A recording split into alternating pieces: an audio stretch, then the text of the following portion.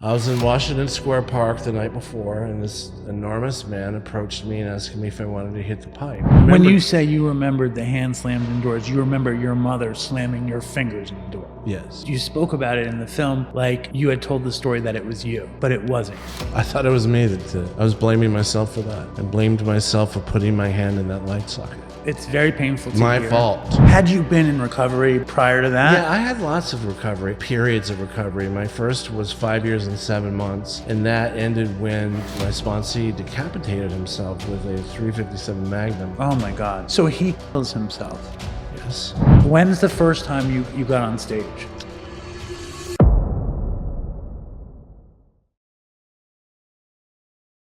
Sometimes. I think it's very cool. Sometimes I didn't do as well as I wanted to With what? with my career. We're starting there. Starting that you didn't do it. Start wherever you want. You were the longest tenured Saturday Night Live Second person longest. besides Kenan Thompson. Right. But we can only count him. And you're the announcer for Saturday Night Live right now. And you wrote a great book. And there's a great movie about you. And you tour the world. And you are beloved. And you're very caught up with not feeling like it's enough. Why not? Because it's my nature. I work in a deli and do. Wait, are we on? Yeah, I think so. Okay, I hope good. so. Go ahead. Hold on. Are we recording? Yeah, we're running. Shut the door, please. All right, let's do it. Thank you.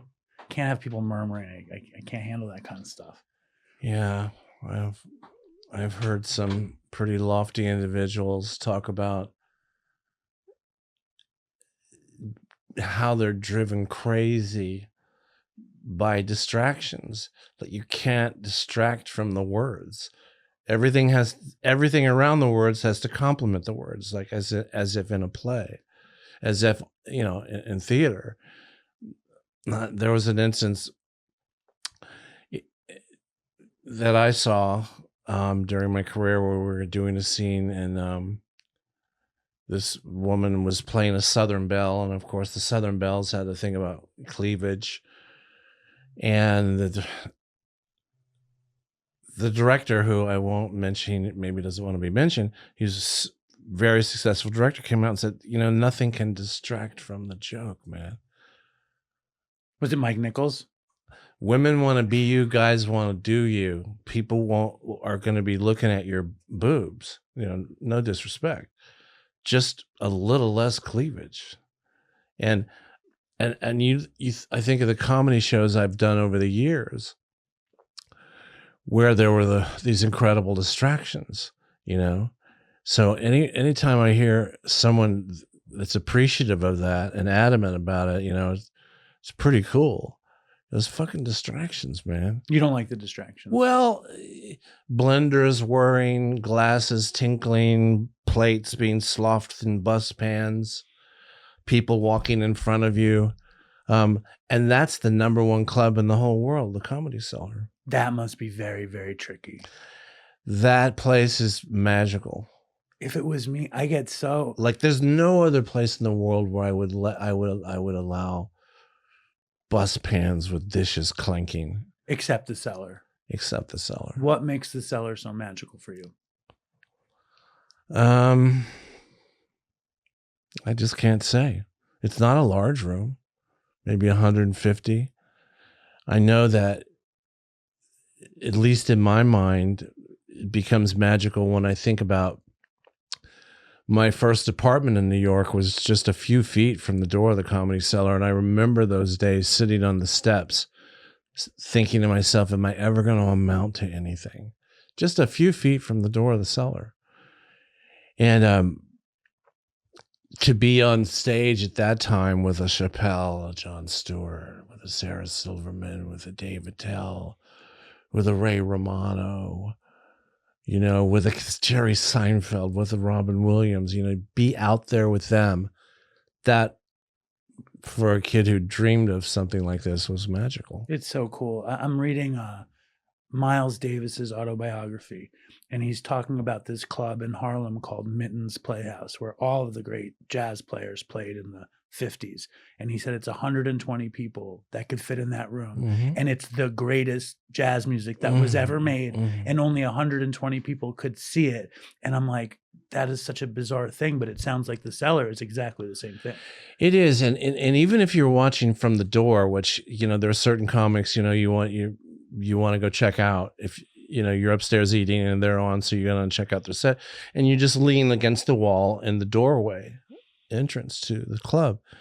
Even then, you're 20 feet from Robin Williams. I grew up in New York. 20 feet. Did you know Robin at all? I had some good talks with him, but I certainly didn't know him. I wouldn't say that I knew him well. What was talking to him like as a youngster like?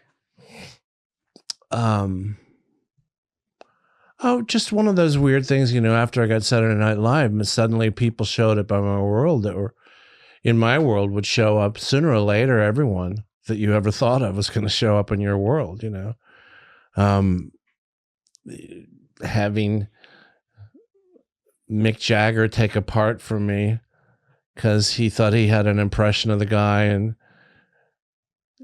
they said, "Do you mind if Mick Jagger does your part instead?" I said, "Wait."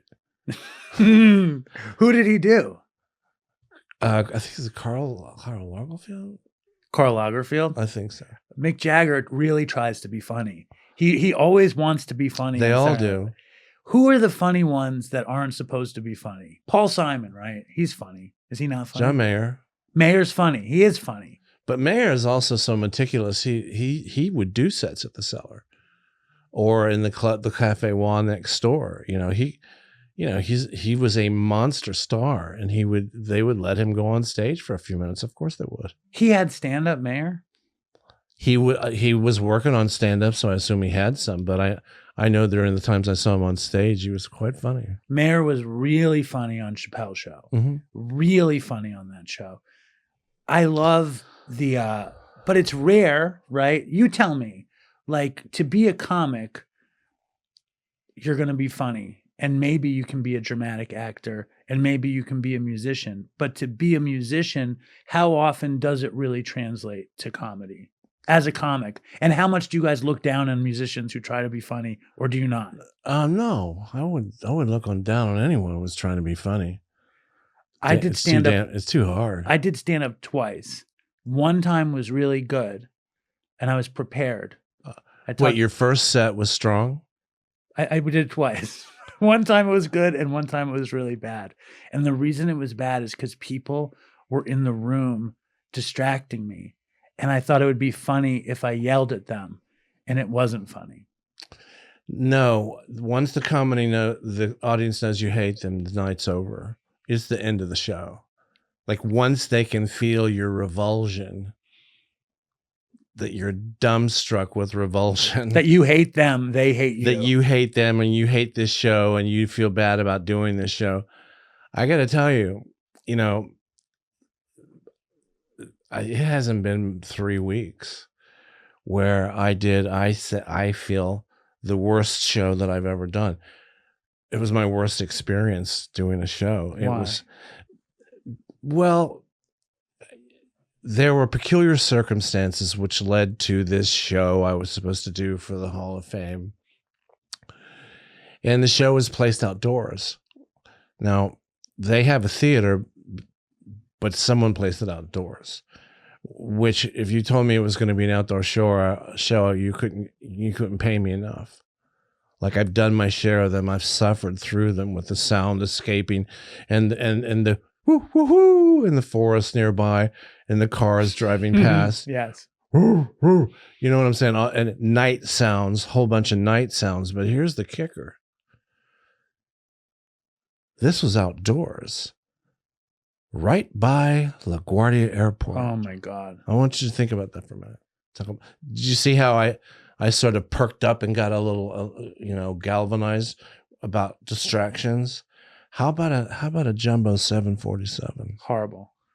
How about 12 of those in 45 minutes? So how do you cope? Do you turn against the audience? The audience could tell that I felt betrayed, and it was an ugly, ugly feeling. And I had to overcome it, man. I sucked it up and I did my best. And I did impressions and I tried to make light of it, but the people in the audience were rattled too. You know, you get to the part where you go, you know, and then is the most important moment of my life when I'm thinking of my father and how proud he would be. And President Clinton said, and the people were annoyed too, you know, but, I managed to hold it together because I know that simple rule. When they know you hate them, it's over. I have to learn that. I've been turning against my audience all the time lately. Huh? I've been turning against them.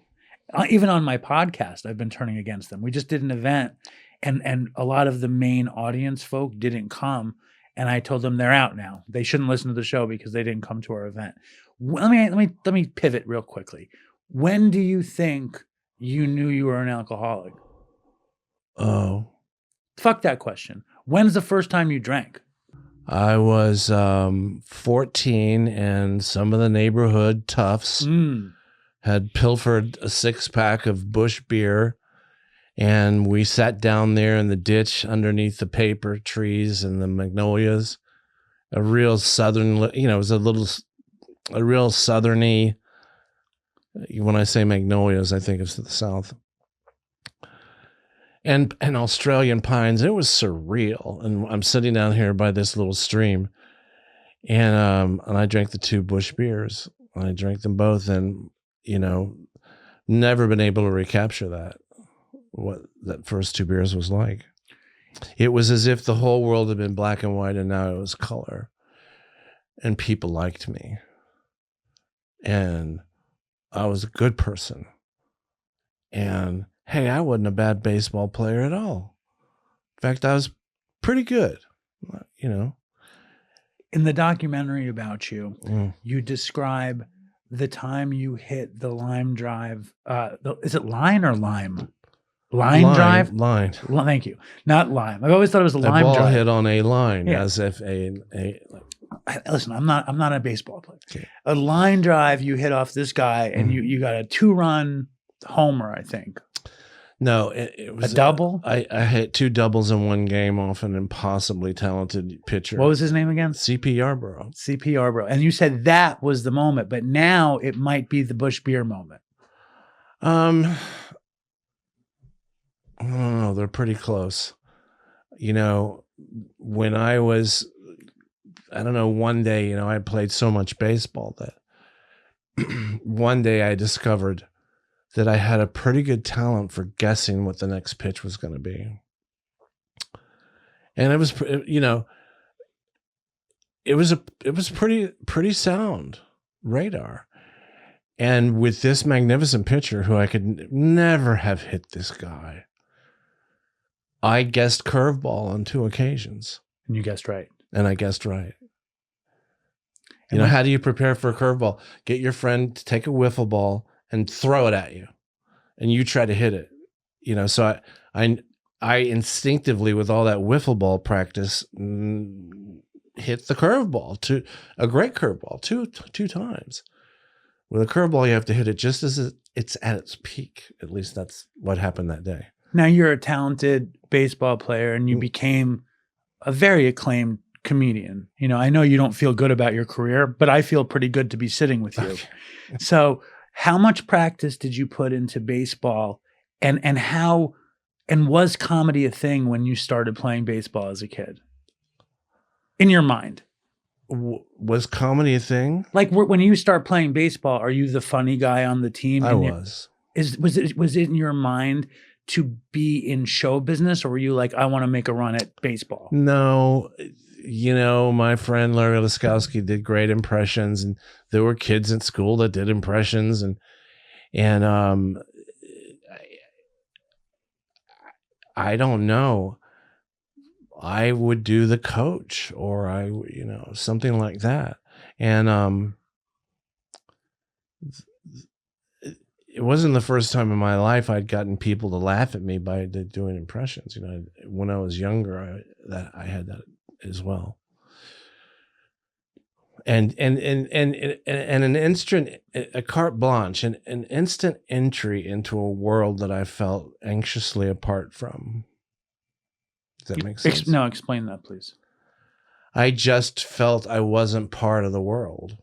You know, I felt so ill at ease that when I would be in society, I didn't blend in. I didn't fit in.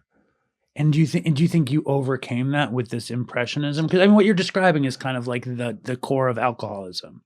All of us feeling that way, like that we don't belong, and then we take this thing in order to belong. Well, I'll do you one better. Where do you suppose that comes from? I mean, most of my life, I wanted it to be true that alcoholism just came from nowhere. Like a leaf blowing up against your leg when you're walking down the street. That it came from nowhere, that it didn't have an antecedent. Because if it had an antecedent, then that's going to probably involve my parents. Because it happened on their watch or they were part of it. There's only two ways. It happened on their watch or they either hit it or they did it. You know, and that's a world I didn't want to go into. They hit it or they did it. I think when you look at my parents, one hit it and one did it. Your dad hit it and your mom did it. Mm-hmm. And the movie is incredibly powerful and painful and beautiful. It's all of those things. Mm. And it goes, I mean, I was a fan of you growing up. You know, I watched you on Saturday Night Live. I watch clips of you in Saturday Night Live and to this day, and I laugh and I watch this movie and it's very painful. You know what I mean? Like, are you aware of everything that happened in real time, or did it come back to you? Happened to me with your mom. Like when you're on. No, it came back. You know, it's Martin Luther King has this brilliant phrase where he says, "Truth crushed to earth will rise again." It will come back eventually, and it's as if your conscious mind makes a judgment one day, and the flashbacks begin. You know, that possibly you can handle it. I don't know how the thing works, but they don't come back all at once. They came back in dribs and drabs, and then finally, I'm in this hospital with this doctor who's like 100 years out of his time. And then the big thing happened.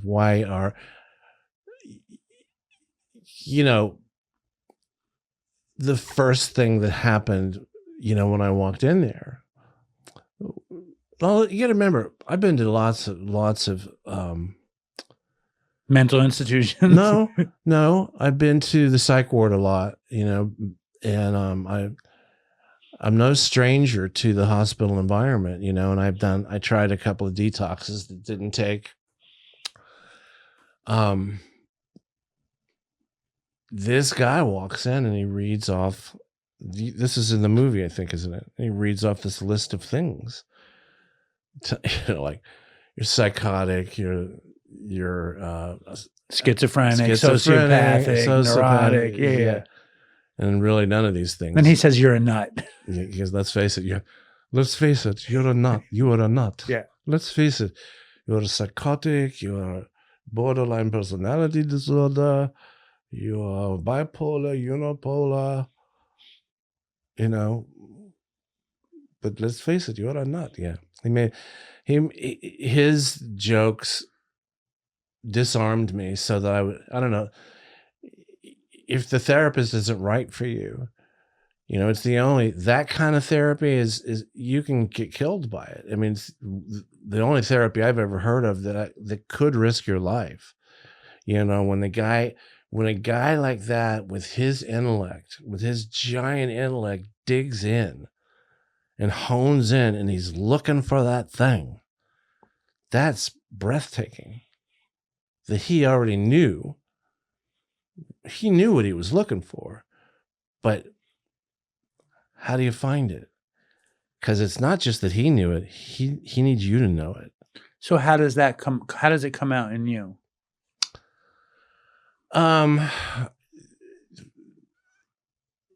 It was a theatrical exercise. what do they call it? Psychotheater, something like that. I'm listening. I want to hear all about it. Well, I don't want to give away the chair scene, but he basically had me play me, and then he had me play my mother. It's like Gestalt. I think that's Gestalt therapy. Is it? I don't know. Yeah, keep going. And telling each of us, the mom and my mom and me, what to say, and suddenly the whole thing became alive, and something that had been buried in me forever and ever and ever came out to fight for itself. I'm fascinated by the Jekyll and Hyde complex. What about it? Of alcoholism, that there's someone else in there. That really, have you seen alcoholics when they get mad? Yeah, it's crazy. Who's that? Who is that person? And now we get into murky territory, and I wouldn't even want to speak of it. Now you get into borderline personality disorders. You get into two-person states in one body. There's something buried down there that wants to come out and shout out, and it's going to come out one way or another. I mean, when you think of people that up in one day jump off a building, or up in one day stick up a gas station, Bill Wilson makes a very interesting statement where he says, driven by 100 forms of fear, delusion, self-seeking, and self-pity, we step on the toes of our fellows and they retaliate. And here's the kicker: seemingly without provocation. To be so self-obsessed, so self-absorbed, that what you're not aware that what you're actually doing is harmful to others. And when you get into that sort of self-examination process and start feeling a little bit of healthy shame, like, what a dick. But here's the kicker: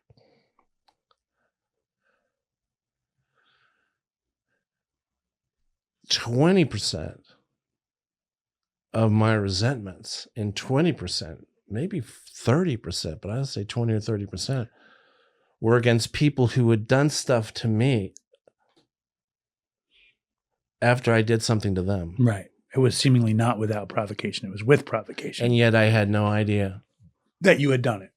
That it was that I thought he was the bad guy, and actually I was the one who started it. Well, that's like fourth step stuff, like finding our part. Well, it's all a little mystical when you get down to it, but that sort of realization creates some kind of, I don't know, neural pathway or something where you go, wow, what a dick. Wow.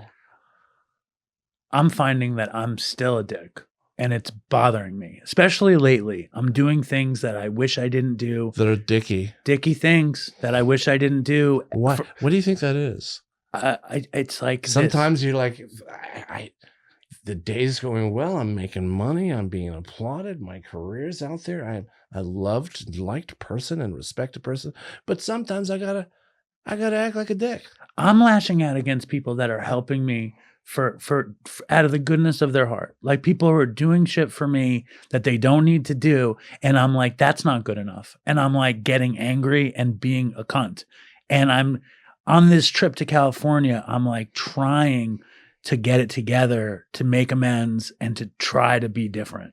Like I'm very cognizant of like, I just celebrated 10 years and I'm not that nice of a, I'm just not doing and that. Why do you think it's almost like you have an inner a wellspring of self-perpetuating rage that you're just, I mean, I have been that person, where it just, my body just, the whole organism just produces it. It regenerates it. It doesn't let it quite go away. So you have all this rage. Don't really quite know why. Don't know why you shoved the ketchup bottle across the table to the person at Fionn Diner. You don't know why you did that. You had to apologize for it. Why'd you do that? That sort of reflexive anger, as if, to me, it was as if I were pinning the anger on what is it? Pin the tail on the donkey. Like, I'm just looking for something to pin this on, when in fact, I had this stuff bottled up inside me that I did not know how to access, and my brain wasn't letting me access except a little tiny bit at a time. Really ruthless in that regard. Like, here's how it's going to go. I'll handle this a little bit at a time. So I remembered all the hands slammed in doors, and I remember. When you say you remembered the hand slammed in doors, you remember your mother slamming your fingers in the door. Yes. And you spoke about it in the film like you had told the story that it was you, but it wasn't you. I thought it was me that I was blaming myself for that. I blamed myself for putting my hand in that light socket.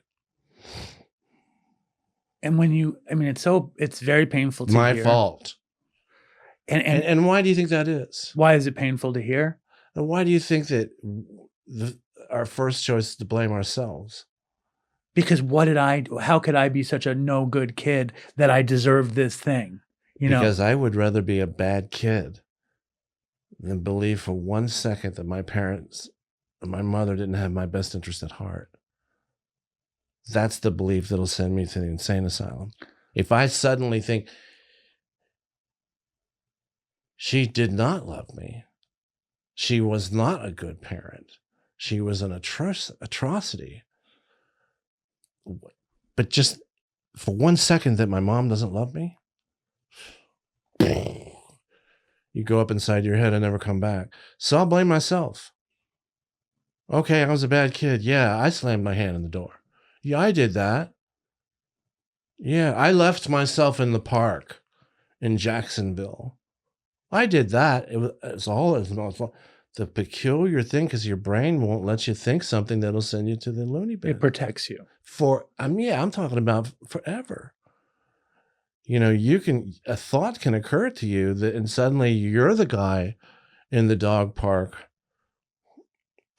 on Fairfax that thinks there's someone there that isn't there. You know what I mean? I don't know if I'm making any sense at all. I think you are. Okay. I think it's like you experience these things, and then I think something that's very relevant just to what our show is about, you talked about embracing alcohol as a means to cope with this situation. You say it's that. a problem solver. Right. So how much did you fall in love with alcohol without even knowing that you needed it? Head over heels. And when does Coke come in? I love that you have this crack addiction. I think crack is a great addiction. No, I didn't have an addiction. I just did it the one time. Just one time? Yes. That's it? Mm-hmm. If I Google you, it says crack addiction. No. No crack addiction? It's very disappointing. And I only did Coke for like 4 months of my life. I mean, I would do Coke sporadically, but I was only like addicted to it for like 4 months, and I went to the hospital to get off it. But yeah, at parties, it's around, I would certainly do it. But mostly it was John Barleycorn. Mostly it was ethyl alcohol. Tell me about... It was whiskey. Tell me about, like, so you fall in love with alcohol, and you experience your mother's love from your impressions. My mother, I used to be able to make my mother laugh doing impressions, and that would release the sort of oxytocin, the thing that we want from every drug in the world, oxytocin. And they say, that's what I hear. That's what they say. When's the first time you got on stage? I was working at Skyline Motor Inn on 10th Avenue between 49th and 50th. Mm-hmm. And sometimes I would do Rodney Dangerfield for the kids assembled at the bar, who later turned out to be what the FBI called the most violent criminal organization in the history of New York. That was the clientele. And I did Rodney Dangerfield. I did Rodney Dangerfield in Spanish, and it was a real hit. Rodney speaking Spanish. Oh, yeah. Yeah, that was the first thing I did on 10th Avenue. I was like, let's see. I don't know if I can still do it. I'll try. I'll try. Hold on. Time magazine calls him one of the funniest men alive. He's Rodney Dangerfield, and now he's in Spanish. Cato Records presents Rodney Dangerfield in Español. I'll tell you, ser simpático conmigo. That's very good. And there I was, and then afterwards we would go out, and I thought they were the nicest guys in the world, and they were, you know. Before they cut everyone's heads off or whatever Well, they did? you have to cross them first. Yeah. You have to have a disagreement with them. You have to not do a good Spanish version of Rodney.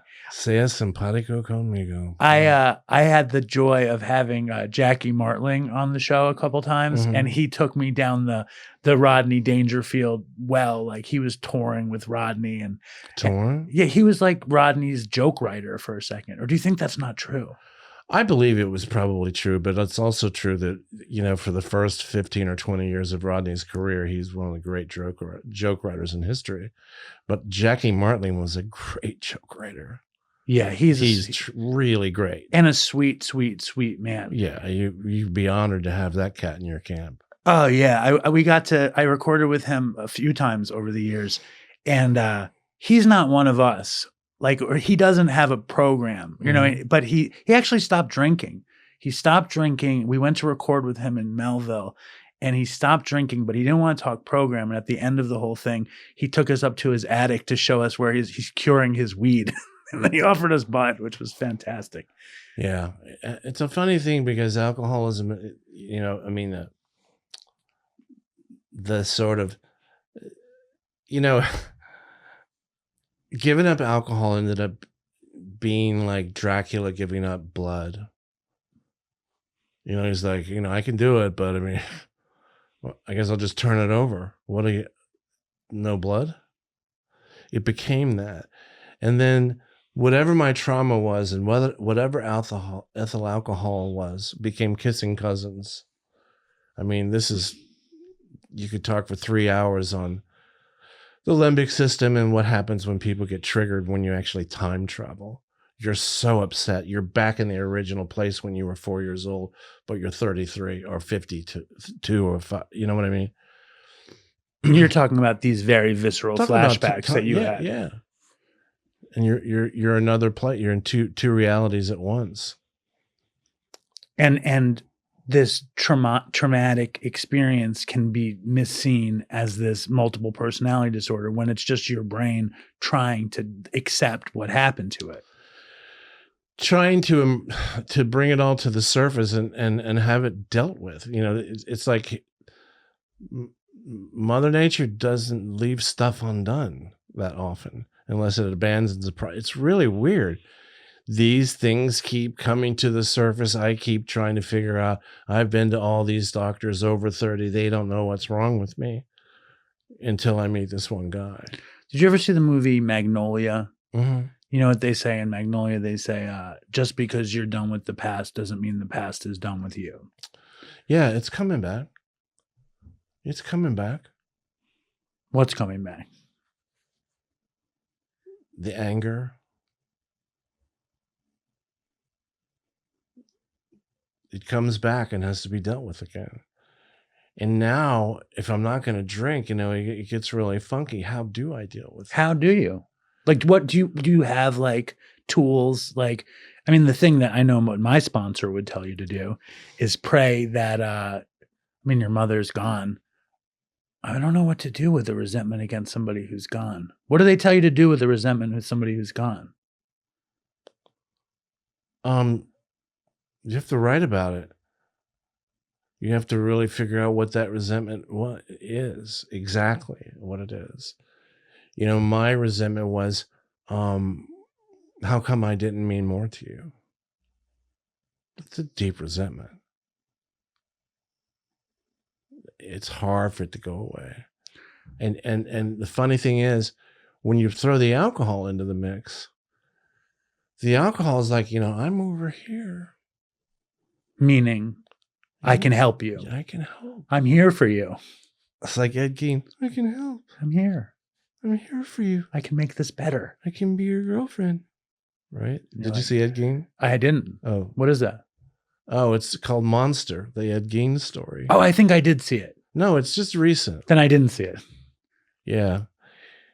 He was the guy that they inspired the movies Texas Chainsaw Massacre and Psycho. Okay.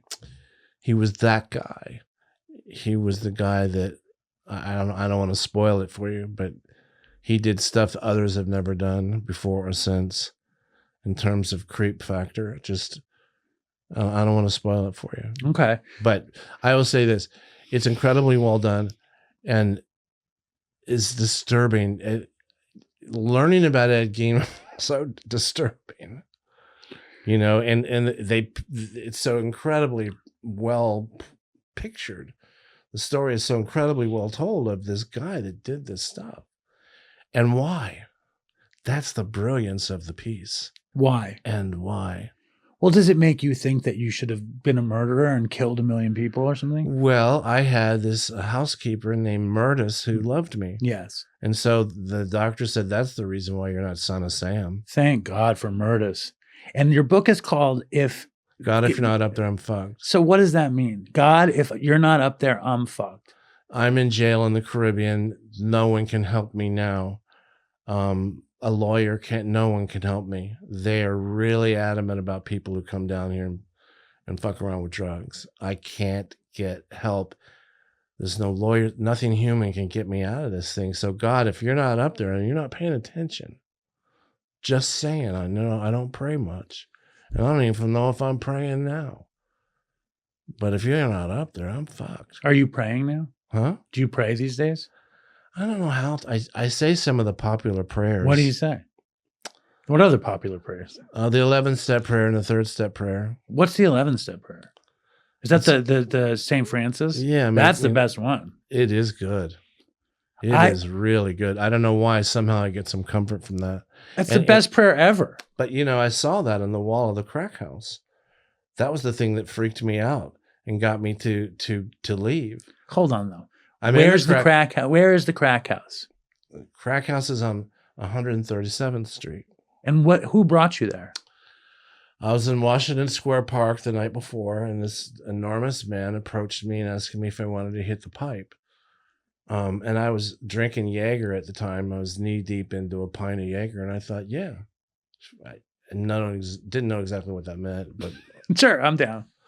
I'm like, pipe, probably smoking something. She all smoked, you know. Turns out I mean smoking crack, and I was like, okay, my Jaeger brain, all right. And then you're on Saturday Night Live at that point. It was after one of the shows, and then he says he'll protect me where we go, and I don't know what that means, but apparently my look is that of an undercover policeman, pretty profoundly so. And the next thing you know, I'm in a real crack house with real crack addicts, and the owner of the house who was sponsoring the event sort of was in the back and sees me and decides that I'm a cop. Then he walks over to my big friend. He goes, hey, Seymour, I don't mean no disrespect to you, right? But you're really wrong to bring this motherfucker in here. This motherfucker's police. I can, as clear as day, hear Seymour say, he takes a cup, pop off the pipe, and he goes, he ain't police. That motherfucker on TV. That must have been a very proud moment. I thought to myself, it was the happiest I've ever been. I don't know why. It was the most favorite thing anyone ever said about me. I was like, that sums it up. Listen, that is an amazing moment to be an alcoholic in a crack house in Harlem where somebody wants to kick you out for looking like a cop and someone says, no, that motherfucker's on TV. That's the best thing I ever heard. And then a topless woman from across the room said, that's Clinton. That's a true story. That's right down to that's Clinton. But all of that was interesting. But I did see the 11-step prayer written on the wall. And I started having like a psychotic episode. I was like, God is talking to me. Had you been in recovery prior to that? Yeah, I had lots of periods of recovery. My first was 5 years and 7 months. Wow. And that ended when my sponsee decapitated himself with a .357 Magnum. Oh, my God. And then I drank. I could never really put it all together again until like almost 3 years ago. So he kills himself Yes. in New York? Living in Orlando, I was really having a great life down there. Had lost weight, and I loved my work for BJ 105 Orlando, and I took pride in my appearance, and I was very careful about the way I dressed, and I used colors, different color. I dressed in different colors, and then he blew his head off, and there was a closed casket funeral because there ain't no head. I drank. Did you blame yourself for that? Well, the thing about that one was he had recently told me that he was in love with me. And I had said, it's not my thing. Certainly appreciate that, but I'm not wired like that, And he had also recently been fired. His gayness had been discovered. The tragedy of this man, to me, it was if he'd been living in Greenwich Village, none of this would have happened. But he was in a very conservative part of the South and got fired. And I don't know what charges they drummed up, but it was because they saw him with a man, or in some sense, in some capacity. So that had just happened. And then the sort of rejection that he got from me, I took it upon myself that I had partially caused this. And it leapt on me such strong and with such atomic power. It took me years and years and years and years to get out of that. Yeah. And that's when I started dressing in black all the time. I mean, now look at, I have red shoes and a blue coat. It's really happening. It's really, you're coming out. It's good. Yeah. But for years, I tried to make my appearance a non-issue, and because I just couldn't bring myself to try that hard at life again. You had 5 years and 4 months? 7. 7 months. And are you working a program at that point? Are you at meetings? Everything. So this happens, and all program. I mean, I think these. While I'm turning my life and will over to a power greater than myself, this happens. And what's the thought process? Does that mean God doesn't exist? What does that mean? Well, no one where I was really had an understanding of the wording of those steps. And it wasn't until much later where I had someone explain to me, your power greater than yourself, you have chosen to be consultation with other alcoholics and shrinks. That's a power greater than me. And it does solve my problem. But I had all that confused because I thought when I did a higher power thing, it was the maker of heaven and earth. And there's a distinction. Right. And Bill very clearly, I mean, as I understand it, but no one was there to explain that to me. Don't blame the hanger of moons. Who says that? Did you just make that up? Don't blame the hanger of moons? I hanger of moons I just made up. I like that. Someone told me, when the student is ready, the teacher will appear. And I go, listen, man, you never had no problem with God. You had a problem with people representing God. You had a problem when people told you to think about it. It's just as bad as doing it. You had a problem with that. What was your God when you were a kid? Was religion a big issue? Oh, it was a huge issue. And I was so depressed and mentally ill over the fact that I had sex with someone when I was 14 and I didn't die. And nothing bad happened. That freaked me out. I'm like, aren't I supposed to be getting punished here? It made me, it really fuck with my head, So 5 years and 7 months working a program at a job you like, wearing colors, feeling pretty good about yourself. Oh, I'd lost weight. I was going to the gym. This poor soul kills himself. Mm-hmm. It's that whole expression. When you have an 11-year-old girl call you on the phone and you check your voicemail and there's an 11-year-old girl saying our daddy killed himself. A child, our daddy killed himself. Our daddy died today. He killed himself. My head went. I did this thing where every morning when I woke up, I had Emmett Fox's 7-day mental diet on the bed beside me and a bottle of Coke. And before I did a thing or had one cognition, I was into that book. I was trying to make it imprint as much as possible for the rest of the day about, identifying negative thoughts and getting rid of them, which is something that I do now, which is my life, part of my life. But I was doing that. But to get over that, there was no possible way. But to me, I drank. And then the relapse goes how long? I don't know. It would be 2 years. I want to be all sober for a year, 3 years, sober for a year. Yeah. In and out, Mm-hmm. continually. Yeah, but getting that 1 year, 2 year, 3 year, 4 years at a time, but never getting more than that again. Originally, had you had recovery before you got hired for Saturday Night Live, or it wasn't a thing? What's that? Did your alcoholism show itself before Saturday What Night do you Live? think alcoholism is? A hopeless, helpless state of mind and body. I don't know what it is. I know for me, it's anything that isn't spiritual. That's alcoholism for me. And what is spiritual? Spiritual is feeling like I can exist and recognizing something much bigger than me and that I can exist within it. I love that, but I would also add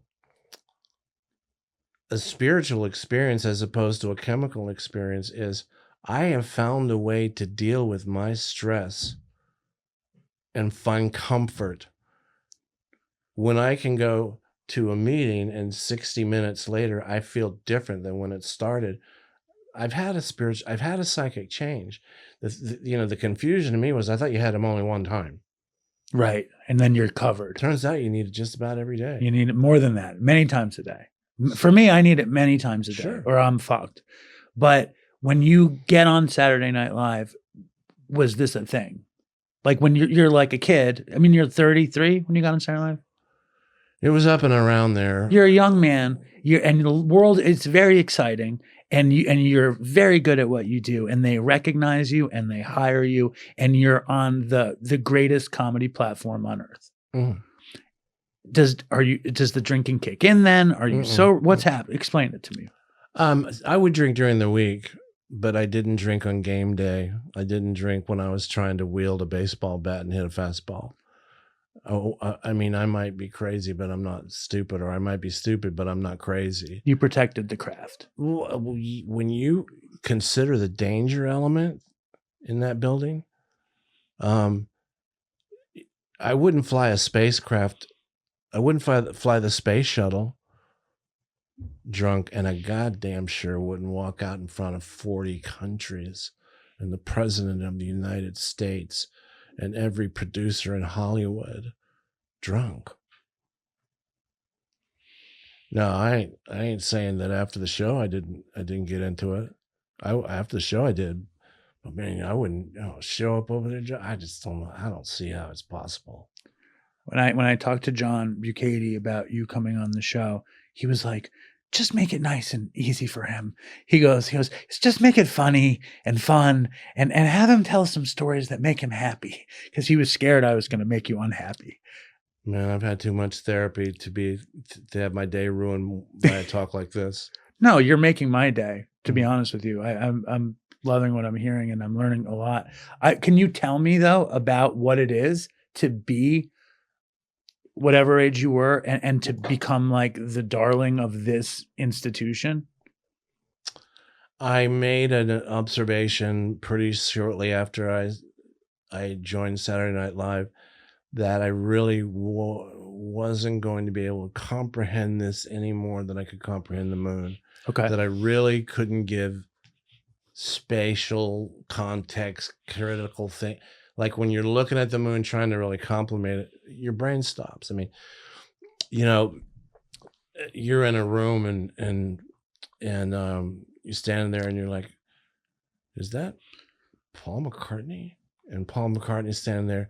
All right. Then LeBron James walks by and there goes a llama. And there's some puppies that got loose. And here comes you two walking through the door. to stand 20 feet from a dell. Like there's this thing. I did this with Michelle Esrick, as a matter of fact. We did this where you could circle around the back of the theater. I mean, they're not going to let everybody do that. They would have to know you, obviously. Circle around the back of the whole stage. So here's the stage looking out like this, and you go in on this side and you come around out. And when you emerge from behind the entanglement of cables and sets and stuff, you're standing roughly 20 feet from Adele or Tina Turner. Wrap your mind around that. And it happens all the time. Well, not only that, you're on the podium with Bill Clinton, playing Bill Clinton. Mm-hmm. Was he cool other than his portrayal of himself with you? I mean, I don't think, I'll say this. I've studied people my whole life in a nerd-like way.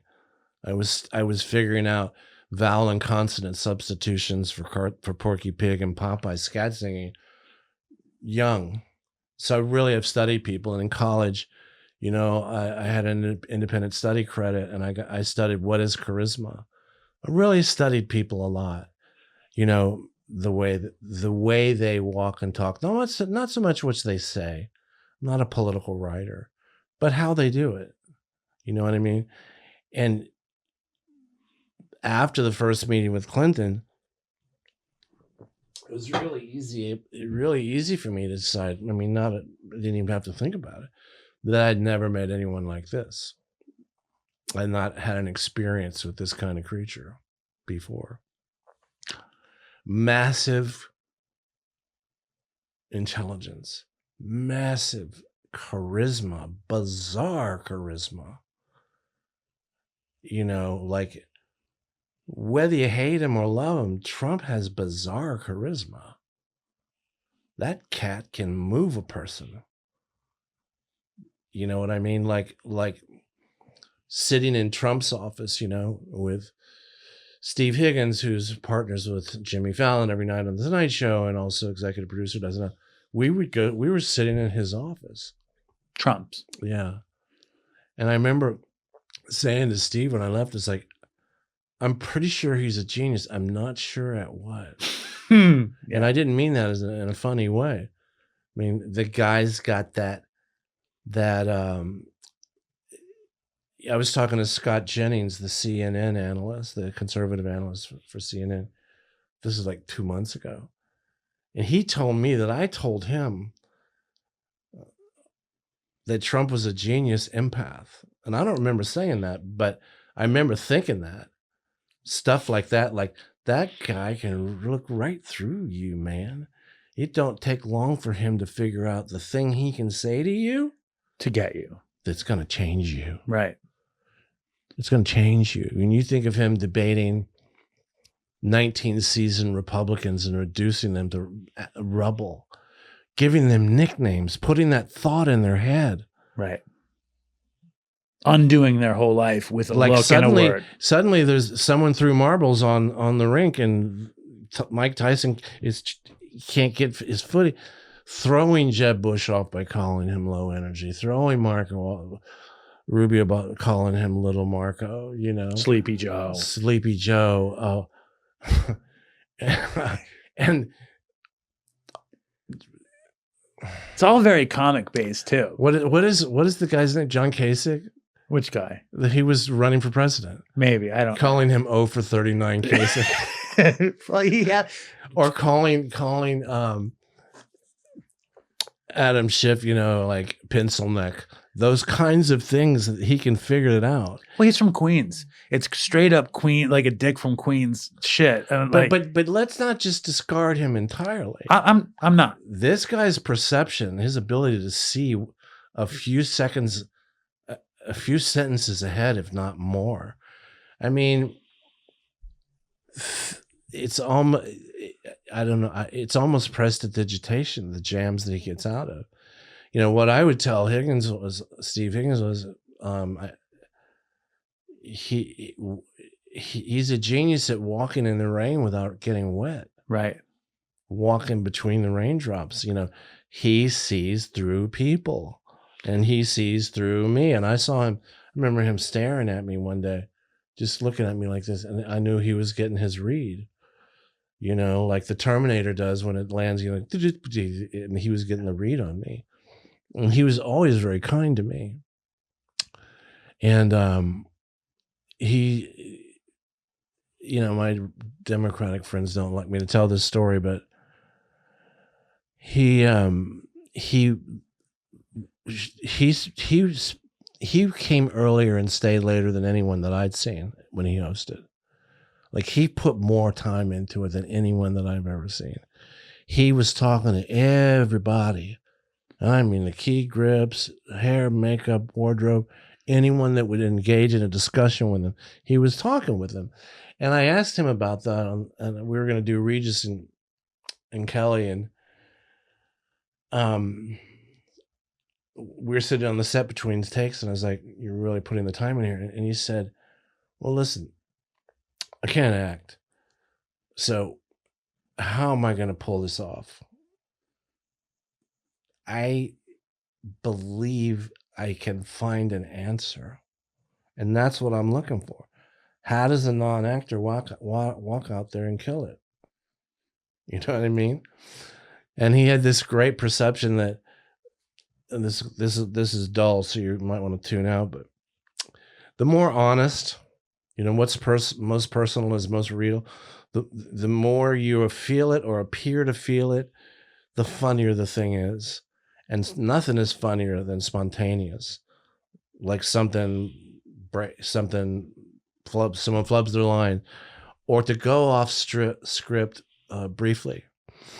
Going off script briefly, if you've been up there falsifying, right? You're just reading the cards, and you want to suddenly get back in and galvanize the energy. Go off script for a second. Just do a quick little inconsequential ad lib about what you just said. It's true. Or anything like that. No, it's true. And he uses that to this day when he does anything where he has to read from a podium. That's a speaking style that he developed. And to me, I thought, you just taught me something. I mean, this is kind of what I've been looking for too. Why is it so funny when things go wrong? It's because it's the most natural. What's the most general appears to the most. What's general? What is it called? Is what's most personal is most general, which I got from Anthony Robbins. What does that mean? What's most personal is most general. If you know it to be true, other people feel it too. If you feel it, when you start talking to me about, I remember I had this great acting coach, and I'm doing this part where I talked about running up 11 flights of stairs. And he was stopped and he was like, "How many?" I go, 11. I'm reading off this. He's like, "How many?" I'm like, 11. He's like, "But it doesn't seem like a lot." Like, you've got to figure out how to make this mean something to you. And if it doesn't mean anything to you, I mean, if you're not actually having an experience, they're not going to play Broadway ticket prices. You know what I mean? So what he figured out I turned out to do some halfway decent acting, not great, but a couple of things weren't that bad. But he figured out my problem was, because I was doing impressions all the time, I was obliging myself to a sound ahead of time instead of a feeling or something. Instead of following it word per word per word per word, and you could take a flute and play each note. Every single note counts. I had no idea about anything like that. Well, he worked with me, and I ended up doing, I did pretty well on the show Damages. I did a decent Law and Order SVU, and I'll look at that and say, okay, that's pretty good. That's pretty good. Now, Criminal Intent was not good because I was on Lamictal at the time and I could not feel it. Wow. So the Lamictal dulls your ability to connect. Depending on the dosage of it. It's a wonderful drug. Do you know what I mean? But I was on that enough to make. This is back in the cutting era, and so to be on set when you're on the Mictal and those actors are so incredible, and they're doing their thing and they're coming at you. And I remember thinking to myself, I almost wanted to say, "Hey man, what are you yelling at me for?" Like I didn't do nothing. Like why are you? I wasn't present. And I gave, like in a scene, the actor is acting and you're taking it. You're like, wait a sec. Why? Vincent D'Onofrio can bring it, brother. Right. He can bring it. Where does the cutting start? Cutting started when I was 19. Then it went away for a while until my 30s. And it was really a prolific 30s, my 30s and like early 40s. When does it that's the nadir, like the most exciting time of your career, and it comes back. Well, think of what cutting is. It's a problem solver. It enables you to create a crisis that's easily solvable with just a little cut. Every problem turns into this problem. No, if I'm too terrified to go out there because I'm having another flashback, I can stop the whole thing by just a cut, that I have to repair, that I have to focus on. And then suddenly that thing has gone away for a while. The thing that it was going on in my mind, flashbacks, like you don't see this, you're not seeing things. Was the cutting in concert with drinking and using, or was it when you weren't drinking? Both. It was both, but mostly when I was drinking. Is it? And it's another thing too. So it's a way of solving a problem, of creating a problem that's easily solvable, more so than the one in your mind. But it's also, it's a billboard. It's a sign. Someone take notice here. I'm hurting. I have cuts on my arms. Mm-hmm. Did people take notice? Well, the first time I was 19 and there were people there, sure, they took notice. What about in your 30s on Saturday Night Live? Well, I kept it, under wraps mostly, although Michelle captured one scene where Yeah. But it's mostly under wraps. And it's very junkie like, right? Like hiding the sure, tracks. Long sleeves all the time. And Lorne Michaels is a guy who's like, I want the ball to go over the fence. I'm not going to question anything you do. I'm going to question what you do when you get out there. So you decide. You're an adult, 21 plus. You decide. But it all rides on this. When the light goes on at 11:30, and I need a home run tonight. You know what I mean? You don't think what I'm not going to judge you. But until you get here, until you get center stage in front of planet Earth. Like how many English speaking countries are there in the world? I don't know. 40? Sure. They're watching. The question is, right, how connected is he to you as a cutter or Farley as a drug addict or anybody who's going through? I don't know what his relationship with Chris Farley was, but he understood me incredibly well. He understood what I was doing better than most, and it became apparent,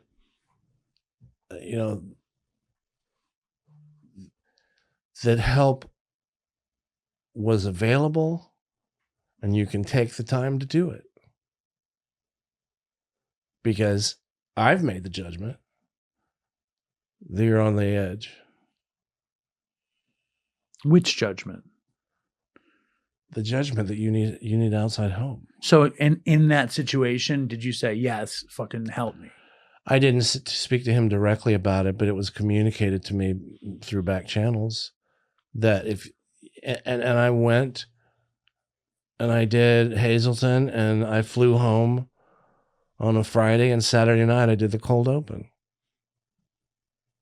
I mean, There was a manager named Casey Stengel, and he used to be able. He'd walk down the bench looking for a pinch hitter, and he could get a feel for. He'd look at the guy, feel for. Lauren has that thing. He knows. Yeah, he looks at you, talks to you for a second. You're like, he's here. Let's go. Let's go. That's amazing. Now, I want to be friends with everybody I work with. I want to have like a relationship. I want it to be like warm and like connected. And obviously when you're doing Saturday Night Live and you might be 20 feet from Adele, but you're a professional and she's going to perform and maybe you say hello and maybe you don't, like, and you work with some of the most iconic comedic actors and actresses in the world. Who do you get close to? Like where is it, like, where is their friendship and where is it?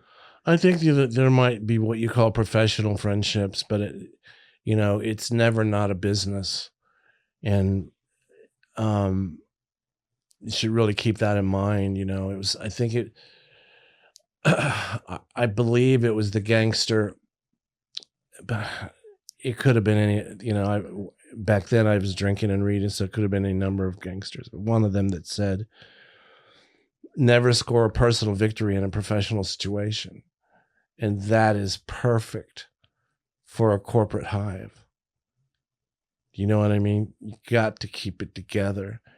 And if you catch a bullet, you need to act like you didn't really catch that bullet. Or if you did, it wasn't that bad. Because there's so much work to do. And you know what I'm saying? It's like, it's a live show. It's just a few days from now. You're going to be playing parts you've never played. Voices you've never done. I mean, that was the thing with me about what I became in life was, an SNL impressionist as opposed to an impressionist. Because an SNL impressionist has years to figure out how to do something. We have days. Right. Think about it. Do you remember like something where you were like, I can't do this one? Like, is that a thing? That happened once or twice. I did I briefly appeared in an airplane sketch and did a lame Newt Gingrich, and I knew I could never do Newt Gingrich. This is one of those voices I knew I was never going to be able to do, And when something clicks, like Bill Clinton or George Bush, or my favorite is Sean Connery. Like the Sean Connery stuff is like. Well, that's a classic example of what I'm talking about. I was doing what I felt were 100% really solid impressions. Like I opened with Ted Koppel, and I did this a couple of other times, and I wasn't getting laughs. And I didn't really understand, because that's great for a tribute act in Vegas. But this is material you've never even seen before. You didn't see it yesterday, right? You haven't seen it's 1:00, and when you look at it tonight at 6:00, it's gonna be different. It has to be a living thing, or they won't laugh. So I took from Dana, I started to exaggerate my impressions. Sean Connery was a gross exaggeration. Although when I first started doing it, I felt it was much more dead on. But when you're out there, you got to get a laugh, man. And italicizing everything I did,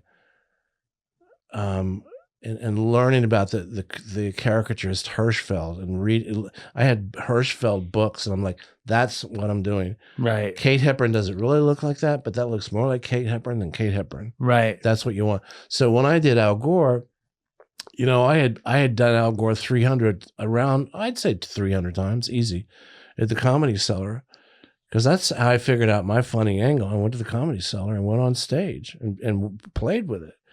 And I had done Gore all these times, and I thought it was a pretty accurate impression, and nary a laugh. And then the 2000 Bush Gore debates happened, and Jim Downey walks in 2 hours before dress rehearsal with a Mona Lisa, with a Van Gogh, with a Rembrandt, with a Da Vinci. Like, that writing was freaky. And he comes in, Jim Downey, and he says he starts doing his Gore. And in 2 hours, I got a sense of his Gore, and I took Jim Downey's Gore out there because I didn't have a clue. his point of view. No, I didn't know how to make the guy funny. But Jim Downey did. Jim Downey and did. you had the ability to do the voice, couple it with this point of view, and then capture this new thing. When Jim Downey walked in with syrupy, overbearing school teacher, right, and began to do it, ba ba ba ba ba ba ba, and the audience exploded. It's amazing. People were like, "What is that?" And once again, this is more like Al Gore than Al Gore, but it wasn't Al Gore. The two don't sound that much alike. When you think of Dana as George W. Bush was the greatest impression I've ever seen. Greatest comic impression. I feel like your comic impression of Clinton and Connery are my two favorite ever. They went pretty well. They're so funny. The Clinton, I worked with an acting coach on both of those. But you took such joy. You feel that in both. There's so much fun in it. Well, after you meet him for the first time, one of the things I walked away with was he loves being Bill Clinton. Right. Life is fun. Right. Right. I mean, he's having fun. He can't fake that. I mean, this is a guy that loved the most curious human ever, that loved to meet people, loved to meet the people. And, you know, there was a time when we were leaving the White House going to the Correspondents' Dinner. We went to the White House first, and then we all drove over in SUVs. We're walking out of there, and he just took a second to have a word with a gardener. Just a minute.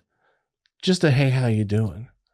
With this gardener. And you saw that man's face brighten up. That the President of the United States had come over to see him and spend a minute with him. You know? And it was crazy because he wasn't over there doing, hey, how you doing? He was full on Bill.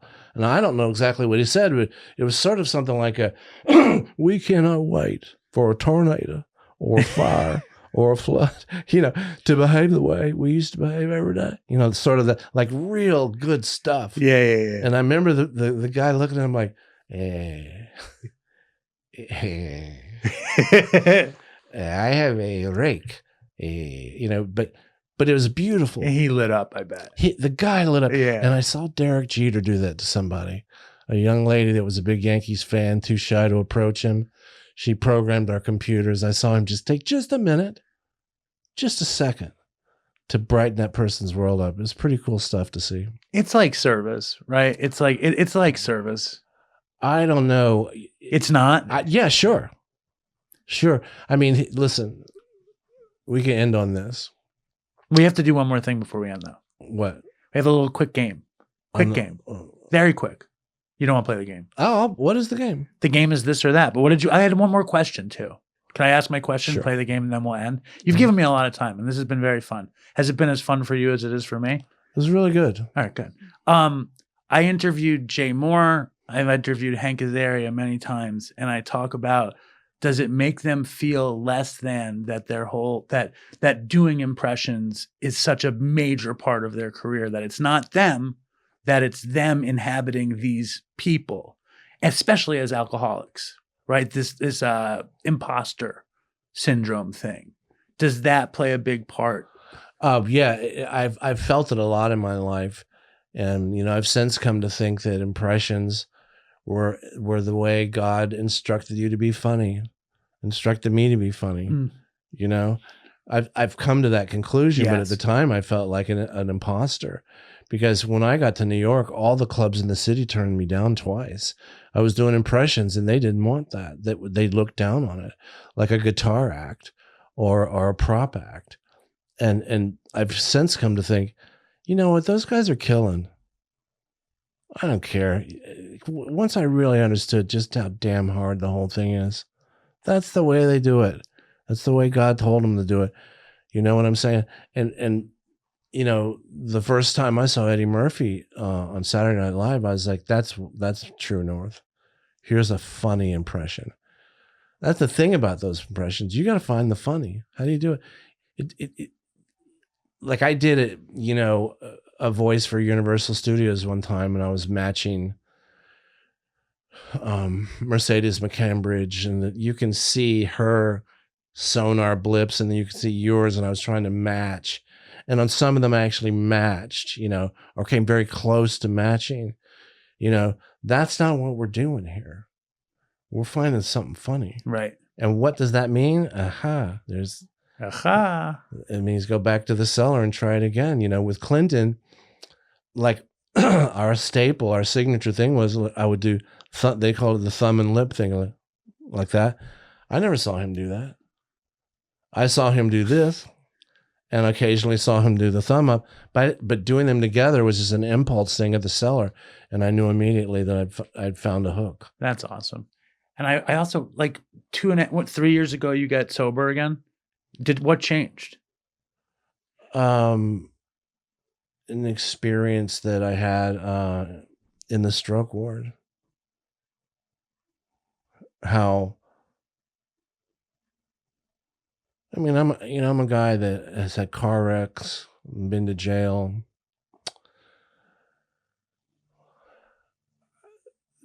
That stuff didn't stop me when I wanted to drink. That stuff didn't stop me. It was the stuff that I saw in the stroke ward that led me to be a person clawing and gasping and scraping. Please, what do I have to do to never go back there again? And in fact, I'm so desperate to not go back there again, I'm willing to look at myself as part of the problem. I'm willing to see that most of my ideas were crazy, that I had thought my way into that ambulance.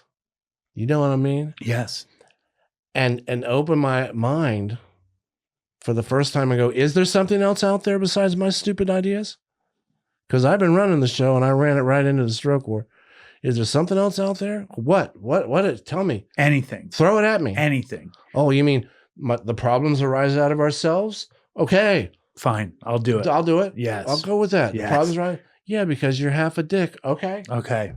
Because you're selfish and you're dishonest and you're resentful and you're self-centered and you're fearful. And when you're those things, you do fucked up shit to people. And now you're in conflict with someone all the time. Really difficult to stay calm. Really difficult to stay calm when you're just half a dick and you're creating your own problems because you're out there being selfish and stupid and mean. What'd you see in the stroke ward that pushed you to this? I saw people trying to speak after they had been told they would never speak again. That's what I saw. And the sound. I said to... I remember saying to the nurses, "There's a children's ward here?" Because I thought I heard children's voices. Like indistinct, almost without consonants, like a very young child that didn't have his articulature yet. And I said, "No, that's the sound people make when they've just been told they'll never speak again. That's the sound they make when they start trying to." Wow. And you're like, I need to get out of this thing. And I was like, what do I have to do to not come back here? And you're doing it. Because listen, I got in there because one of my arteries was blocked. I had arterial plaque. And I'm in the hospital. And first of all, it's pretty weird to see six the best in the whole planet at the same time working on you. When you first get inside that door and you see that look on their face and they're saying, I don't know if he's going to make it. They can't hide it. I'm perceptive enough. And I remember thinking to myself, I did this. This was all me. And they're saving my life.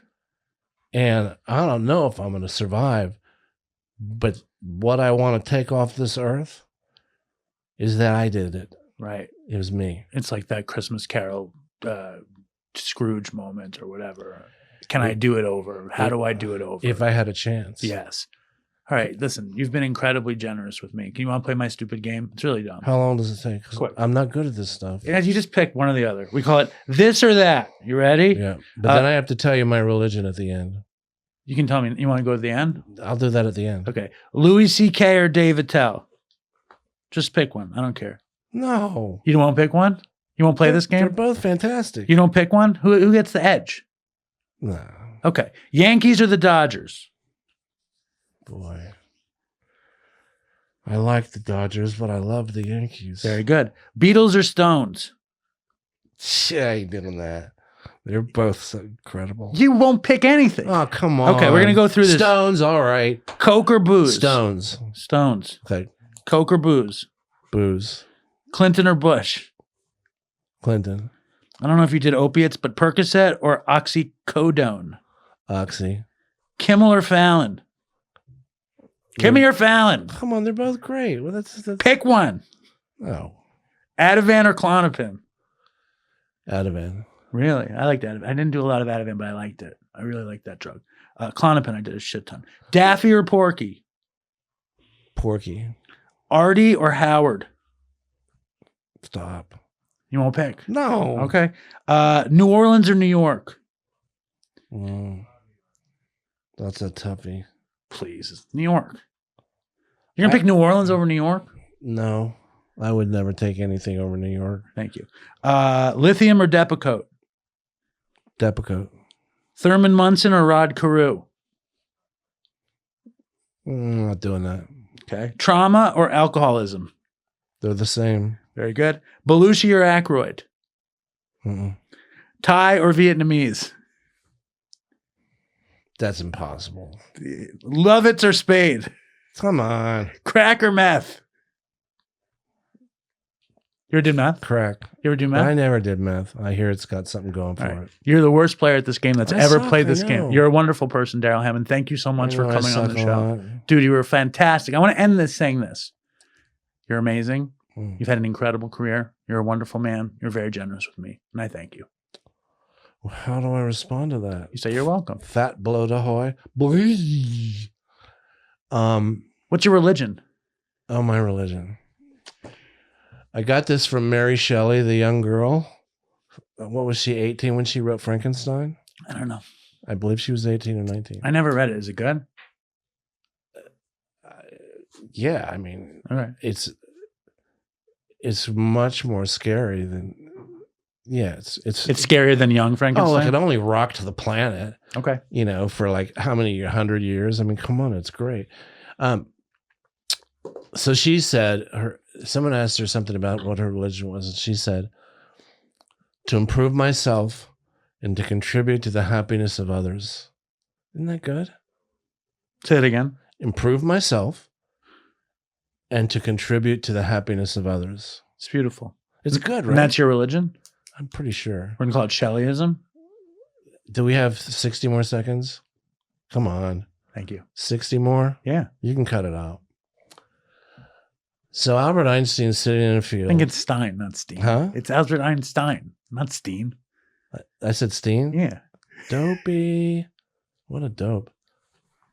I said Albert Einstein? Yeah. That sucks. It's good. That's the first time and only time I've ever done that. It's amazing. So he's in a field. This goes back to getting sober. And he's, this is in a Smithsonian magazine, I believe. And he's looking at a little girl sitting, picking flowers next to a stationary train.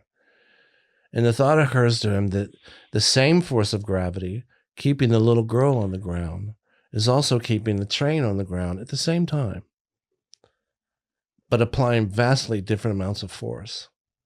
How does gravity know how much force to apply? Does gravity have perception? And that's when he went to that Nobel Prize conference and he made his statement, which you can find anywhere online, is God does not play dice with the universe. My understanding, I researched this like crazy, and the thing what I could find was the thrust of his message was, and I'm not quoting him, but from what I could read and all these other, was whoever could hang 9 planets in the air is not an accountant. or a lawyer or a human of any kind, by the only definition we have on as humans, it's a God. Whoever can make water,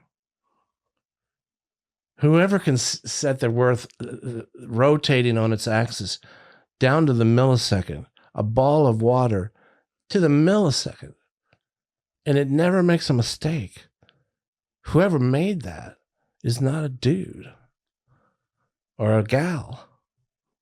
You know what I'm saying? I'm totally with you. To me, I was like, well, okay. Have you ever seen been in a room when a baby's being born? Yeah.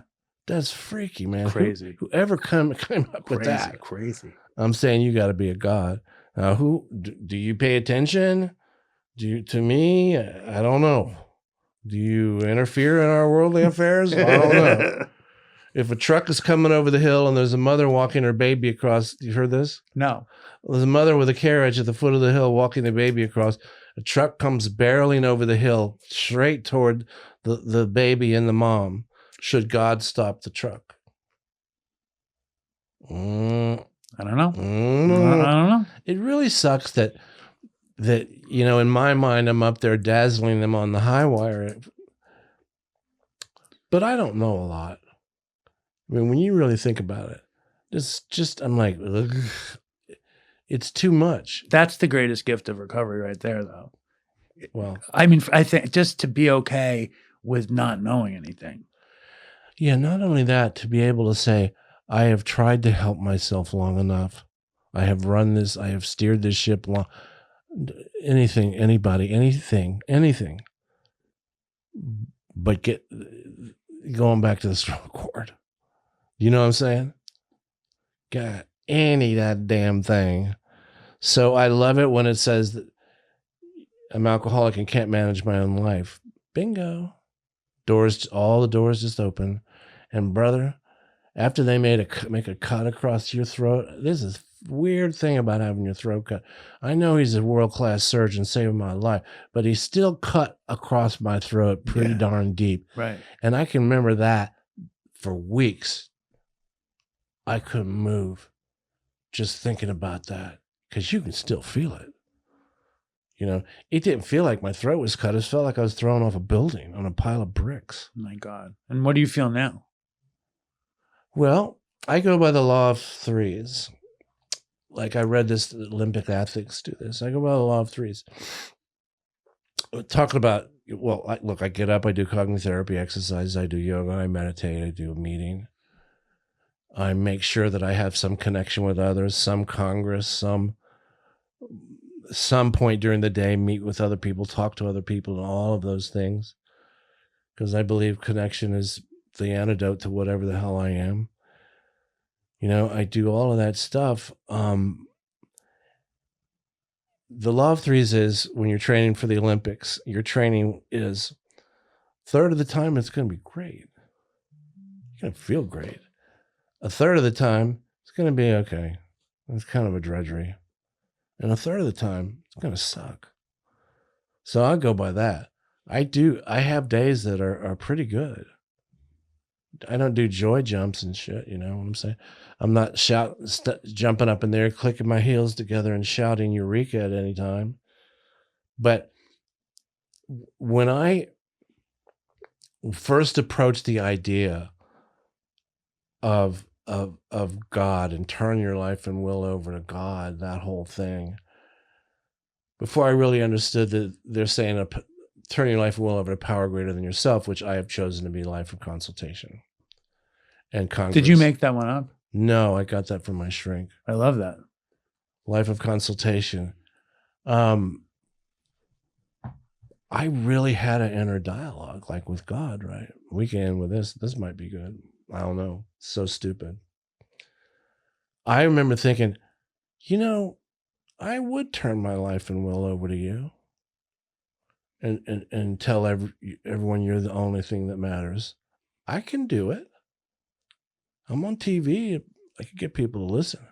But listen, man, I'm going to need something. I'm going to need a little something from you. You understand what I'm saying? I'm going to need some. There's a couple guys I need killed. Now, jail is real. And I ain't gonna ever do no. I did coke once and went to. I don't break laws no more. But you're a God, right? You made heaven and earth. Can you kill these two, or do something to them? Get them out of here. Car wreck, something like that. Something bad happen to them? That's what I wasn't exactly killed. I was like, oh no, wait. I need an Oscar. I need an Emmy. I need a Tony, a Grammy, and a Drama Desk Award.